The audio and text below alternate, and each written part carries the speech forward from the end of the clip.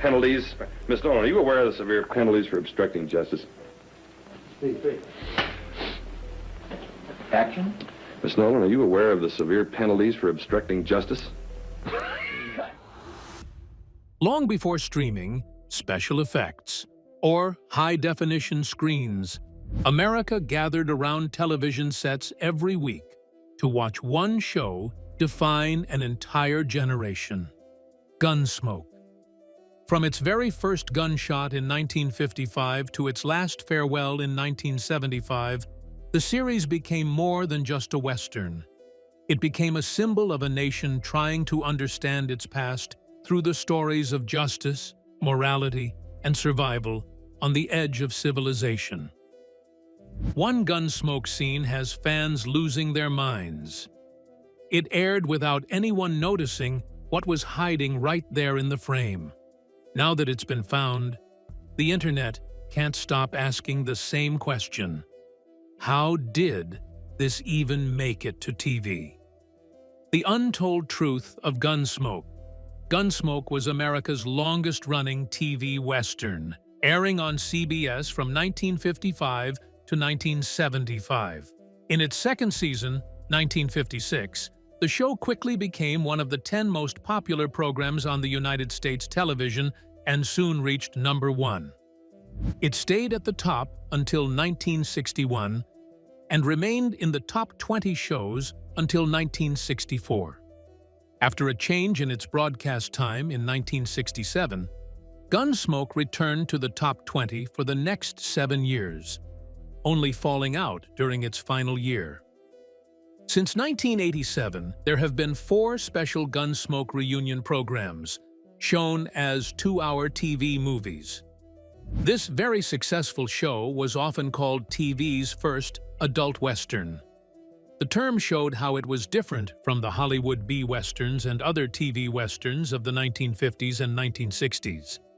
Instead of showing wide landscapes, huge herds of cattle, or big battles with Indians or the U.S. cavalry, the TV Westerns focused more on the characters and the tense, dramatic situations they faced. Gunsmoke set the style and tone for many of these shows. But before it became a TV legend, Gunsmoke had its roots in radio, where the stories and characters first came to life. The story of Gunsmoke didn't start in Dodge City. It began inside the sound studios of CBS Radio in 1952.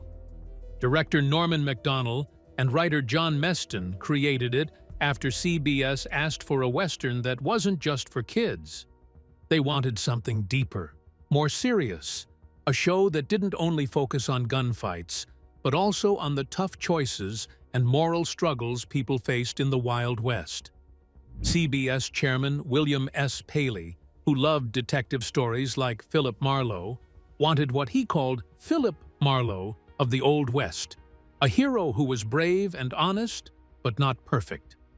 That idea became Marshal Matt Dillon, a lawman trying to keep peace in a world where right and wrong weren't always clear.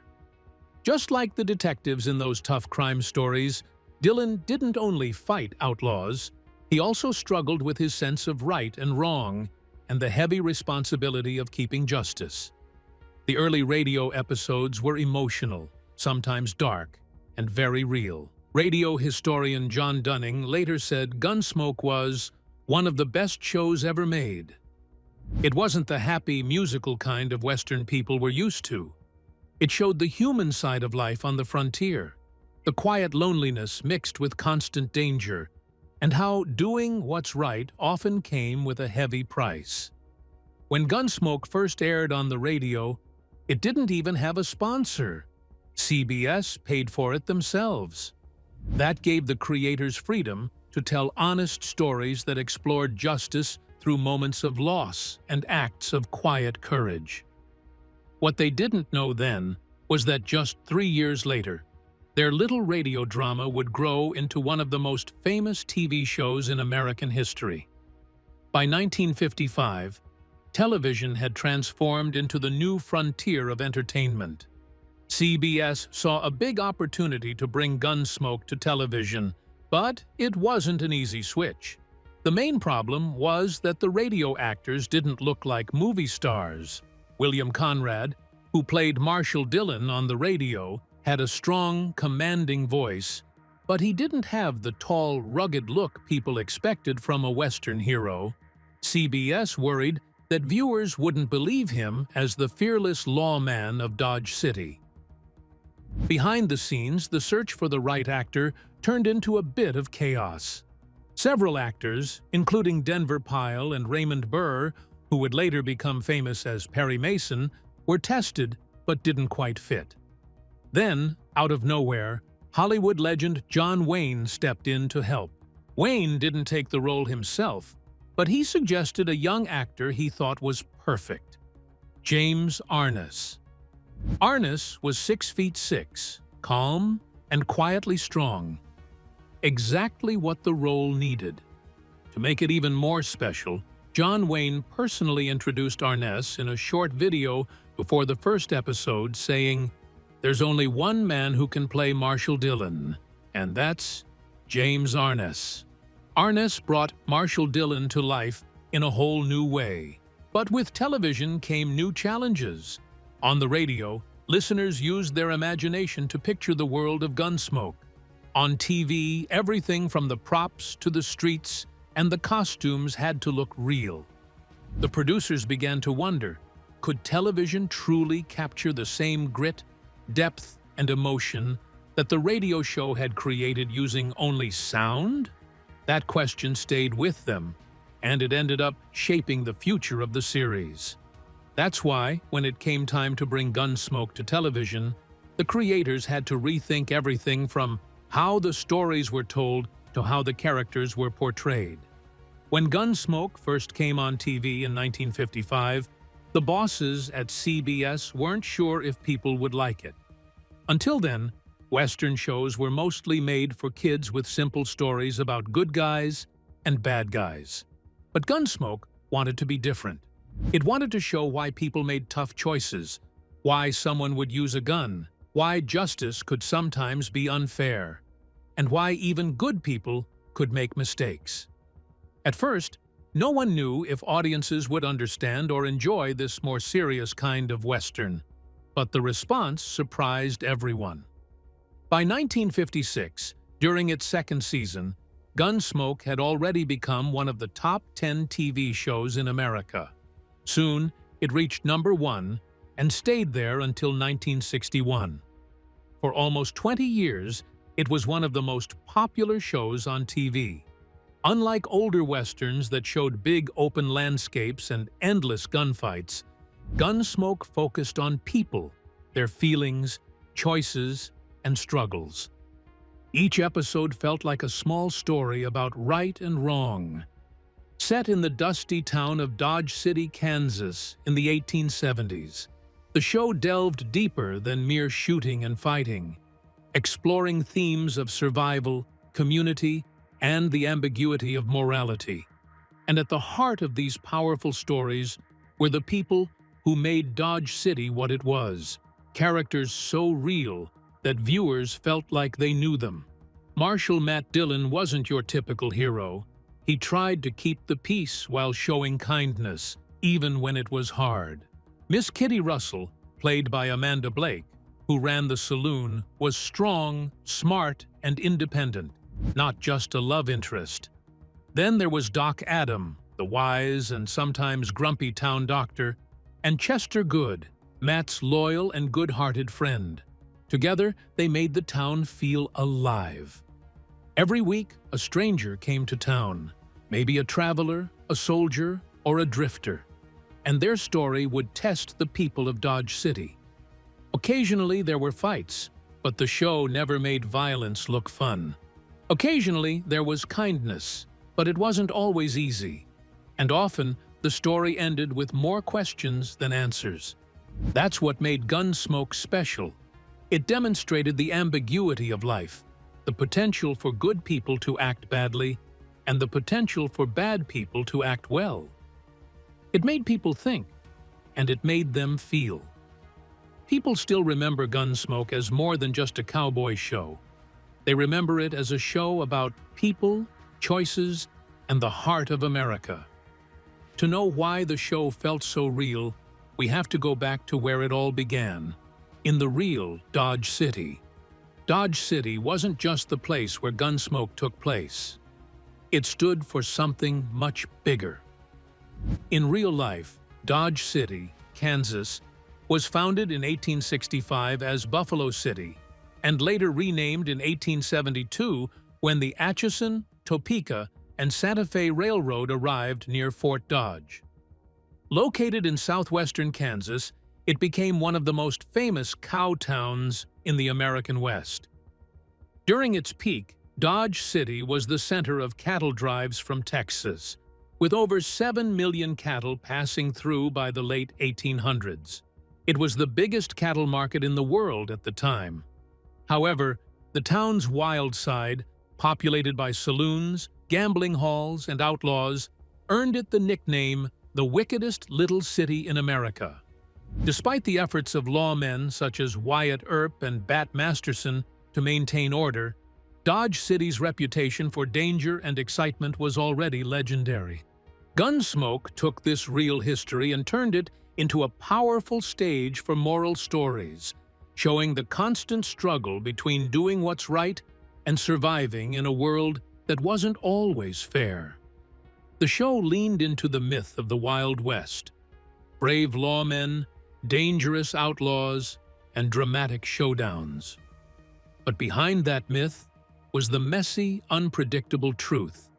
And that's exactly where small mistakes, or bloopers, could sneak in. These tiny slip-ups didn't take away from the story. Instead, they added a layer of realism, reminding everyone that even heroes and legends had imperfections. By the time Gunsmoke finished its 20-year run in 1975, it had shown 635 episodes, making it the longest-running scripted primetime TV show in America at that time, a record that would later be beaten by The Simpsons. The show won 15 Primetime Emmy Awards and changed the way people thought about storytelling on TV. Critics even compared it to America's own epic tales like the Iliad and Odyssey, but instead of gods and monsters, it focused on human courage and struggles. When the last episode aired, Los Angeles Times columnist Cecil Smith said, "Gunsmoke was the dramatization of the American epic legend of the West. Our Iliad and Odyssey." Even after the series ended, Gunsmoke didn't disappear. From 1987 to the early 1990s, CBS aired 4 reunion movies, bringing back the original cast and letting new generations of fans experience the dusty streets of Dodge City once more. Behind every thrilling gunfight and touching moment, small mistakes and unexpected surprises had happened, revealing that the story of Gunsmoke had always been more complex and fascinating than people realized. The secret locations of Dodge City. Even though most of Gunsmoke happened in Dodge City, the show was never actually filmed in Kansas. Instead, the creators brought the Old West to different places in the United States, making a town that felt real even though it wasn't. Why didn't they film in Kansas? The main reasons for not filming in Kansas were convenience and control. California offered big ranches, favorable weather, and ready-made Western sets, making it easier to create the dusty streets and buildings of Dodge City. One of the main locations was Melody Ranch Studio in California's Santa Clarita Valley. Movies and TV shows had used this location for many years to recreate the Old West. The dusty streets, wooden buildings, and open land made it easy for viewers to believe they were seeing a real frontier town. Melody Ranch served as the primary filming location for the show, particularly during its early seasons. Nearby, the Paramount Ranch in the Conejo Valley also helped make Dodge City feel real. Its western town had streets, saloons, and stables, all surrounded by hills that looked untouched by modern life. Shows like Rawhide, Bonanza, and The Cisco Kid used this set, and so did Gunsmoke. Sadly, The Paramount Ranch burned down in 2018 during the Woolsey wildfires, ending an important part of Hollywood history. Until then, it was a place where movies and shows could really bring the Old West to life. The show was also filmed in Johnson Canyon, Utah, when they needed different scenery. With rolling hills and wooden buildings, it looked like a real frontier town, adding variety to the show's outdoor scenes. Using these different places helped make Dodge City feel real and exciting. Jumping between Melody Ranch, Paramount Ranch, and Johnson Canyon allowed the producers to mix familiar and new landscapes, giving Dodge City a feeling of both consistency and realism. James Arness, who played Marshal Matt Dillon, remembered in a 2005 interview, "The first couple of years, we did most of our outdoor work right there at Melody Ranch. It's such a wonderful place. The big outdoor sets with saloons, stables, and dusty streets helped the cast make Dodge City feel alive. At the same time, the stories told deeper ideas about life, rules, and justice, how people treat each other, the importance of family, and religion." Could a California ranch really show what life was like in the real Old West? By using these locations, outstanding set design, and talented actors like Arness, Gunsmoke created a Dodge City that felt real. Melody Ranch, Paramount Ranch, and Johnson Canyon all worked together to show a town full of life and adventure. Every dusty street and sunlit building helped bring the stories to life, making people feel like they were really in the Old West. It also prompts us to consider, to what extent is our perception genuine, and how much is the result of cinematic illusion? Mistakes, props, and hidden gags. On the set of Gunsmoke, the sets looked strange, the props were in odd places, and the characters seemed to live in a world that didn't match the Dodge City viewers would later know. When viewers saw the jailhouse, it was clear that something didn't quite fit. The door on the back wall was missing, replaced by a gun rack that usually belonged on the side wall. Matt Dillon's desk was not the familiar flat one, but a tall roll-top pushed against the wall. The stove, bulletin board, and safe were all gone or in different spots. Even the front door was not what viewers expected. It made you wonder, how did a show that would run for decades start in such a messy, inconsistent way? The Long Branch Saloon was also very different. The bar was longer, there was a tall shelf above it, and the big brass decoration in the middle of the room was missing. The animal decorations and the things on the walls didn't look like anything viewers had seen before. And the bartender was someone viewers never saw again. These changes weren't just small mistakes. They made the world of Dodge City feel unfamiliar. Did early viewers even notice these changes? Or were they too excited to see a new Western come alive on TV? Even the introduction showed things were different. In Boot Hill Cemetery, Marshal Dillon walked down the hill toward a fake Dodge City backdrop. It looked unlike any future opening shot. Dillon's gun was also different, with a shorter barrel than the one he used in later episodes. When the saloon was open, swinging doors were used, but at night solid doors appeared, and occasionally they vanished when the story needed them to. Had you ever watched a scene and noticed small details that didn't match? That's what these early episodes were full of. These early inconsistencies weren't limited to props or sets. They also appeared in how characters and extras moved through a scene, sometimes vanishing or reappearing in ways that didn't make sense. In the cabin scene, Chester looks through the picnic basket, while Callie holds the Indian's hand and converses with him. A cowboy, absent from the main story, stands in the background behind Callie.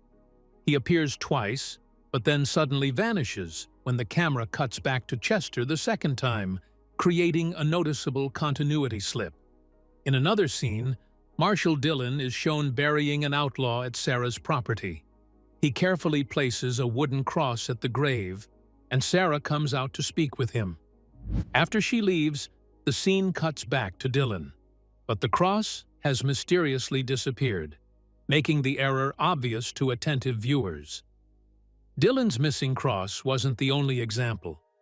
These little mistakes kept appearing throughout the show, showing just how tricky it was to keep everything consistent. Other small details kept popping up. Ma Smalley's boarding house sign changed place from the porch railing to the wall to the roof. The timeline of the show didn't match real history. Kansas became a state in 1861. But the show was set in the 1870s.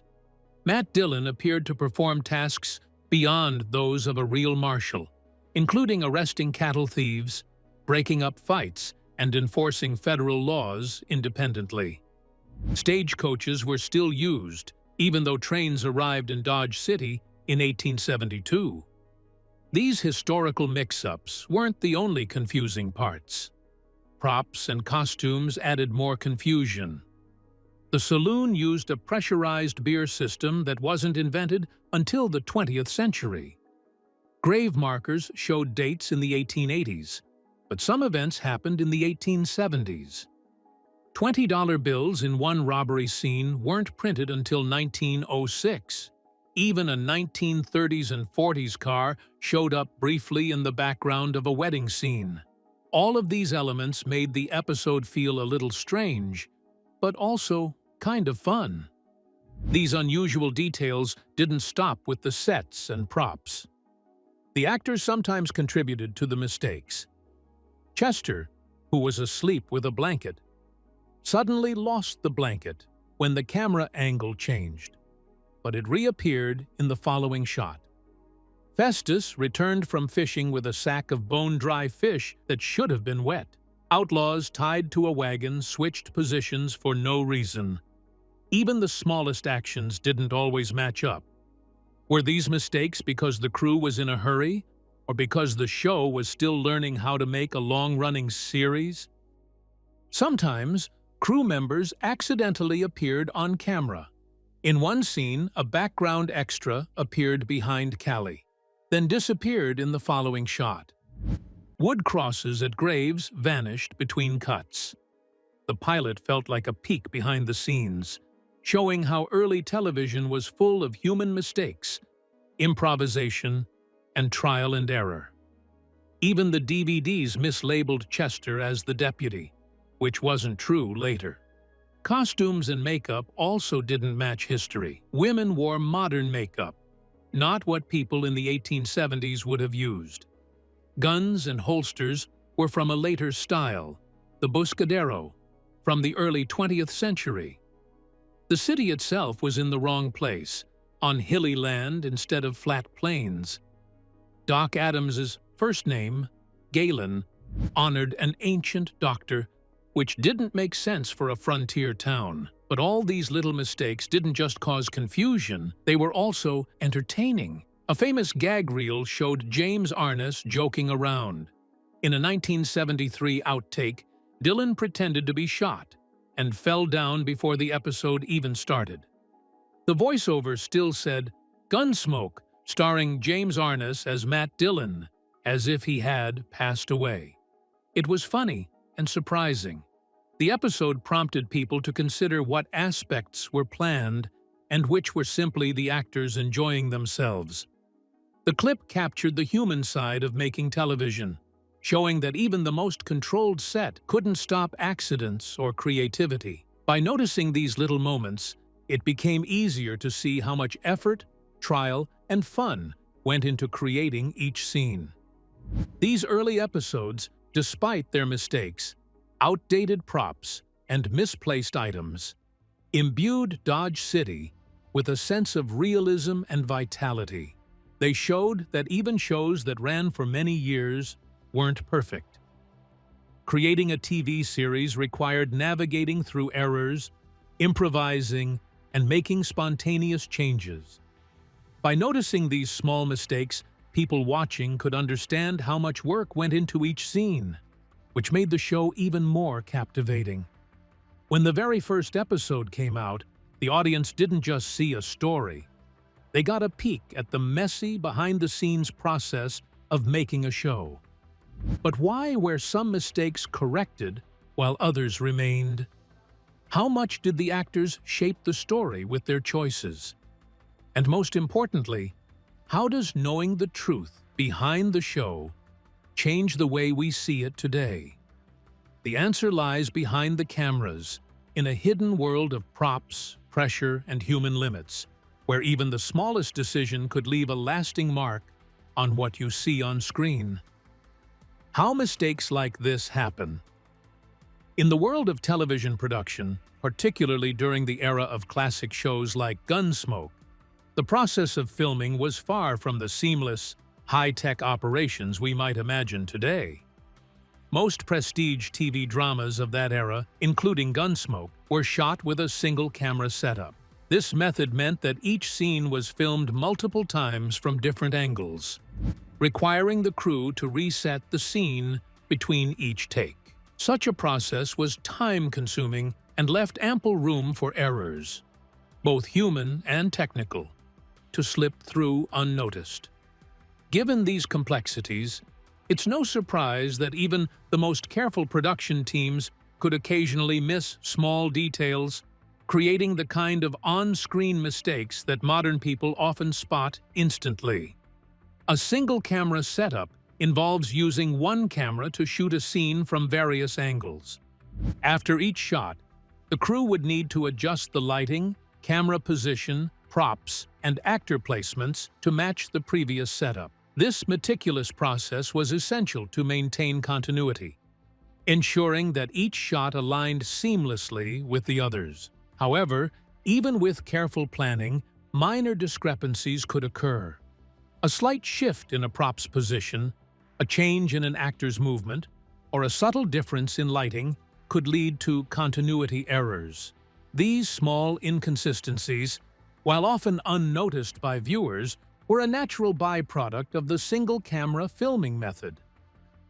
Furthermore, the absence of live studio audiences and laugh tracks in single-camera productions meant that the humor had to be conveyed through the actors' performances and the writing alone.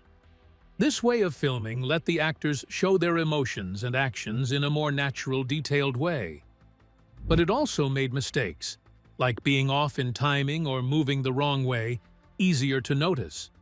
Single-camera shows were slower and quieter than other types of shows, so the timing of each scene had to be just right. Even a small mistake could make the scene feel a little off.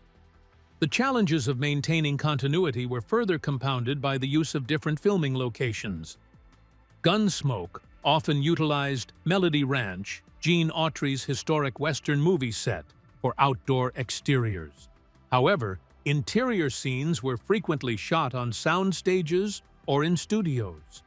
This practice introduced variables such as changing natural light conditions, wind-moving foliage, and the presence of background elements that could differ between locations.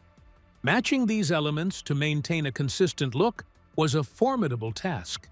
Even small changes in the background, like the way light fell or how props were placed, could catch the viewer's eye.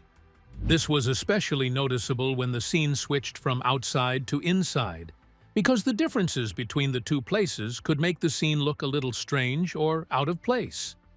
These changes in setting often highlighted even tiny mistakes, making it clear how tricky it was to keep everything matching between shots.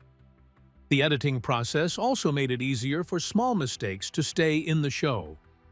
Back in the days of Gunsmoke, editors had to work with real pieces of film, cutting and taping them together by hand. They didn't have computers or undo buttons like we do now, so fixing errors was much harder. If there wasn't a better version of a scene, they often had no choice but to use a take that had tiny mistakes, like a prop in the wrong place or a line said a little differently, just to keep the story moving smoothly. The relentless pace of production also played a significant role in the occurrence of continuity errors. Gunsmoke ran over 30 episodes per season, with each episode requiring meticulous attention to detail. This high output left little room for perfection, and directors and editors often prioritized finishing on time over chasing every minor continuity slip. The network, DBS, was more concerned with ratings and consistent delivery than with achieving pixel-perfect continuity. This emphasis on efficiency over perfection meant that small errors were often tolerated if they did not disrupt the overall narrative.